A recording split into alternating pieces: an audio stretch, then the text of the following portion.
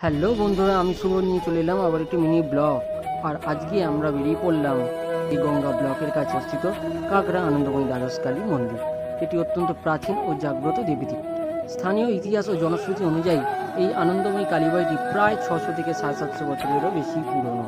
বাবা লোকনাথের সাথেও সংযোগ আছে। শোনা যায় কচুয়া ধামের মহাসাধক বাবা লোকনাথ এই প্রাচীন মন্দিরে এসে দেবী কালীর সাধনা ও পুজো করতেন। এই আনন্দময়ী কালীবাড়ির মূল প্রবেশদ্বারের দুই পাশে 6টি করে মোট 12টি শিব মন্দির সারিবদ্ধভাবে অবস্থান করছে। এই দ্বাদশ শিব মন্দিরের উপস্থিতির কারণেই সামগ্রিকভাবে এই স্থানটিকে দ্বাদশ কালী মন্দির বা দ্বাদশ কালীবাড়ি বলা হয়ে থাকে।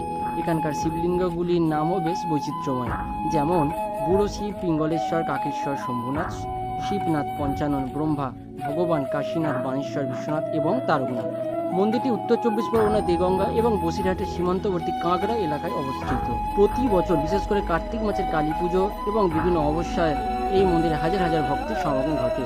আপনি যদি কচুয়া লোকনাথ বাবার ধামে যান, তবে তার ঠিক ঢিলছোড়া দূরত্বে থাকা এই শান্ত ও ঐতিহাসিক দ্বাদশ কালী মন্দিরটি অবশ্যই দর্শন করে আসতে পারেন। কিভাবে যাবেন? সড়ক পথে গেলে কলকাতা বা বারাসাত থেকে টাকি রোড হয়ে কচুয়ার লোকনাথ মন্দিরের রাস্তায় এসে সহজেই এই মন্দিরে আসা যায়। ভিডিওটি ভালো লাগলে অবশ্যই লাইক, কমেন্ট, শেয়ার করে দিন।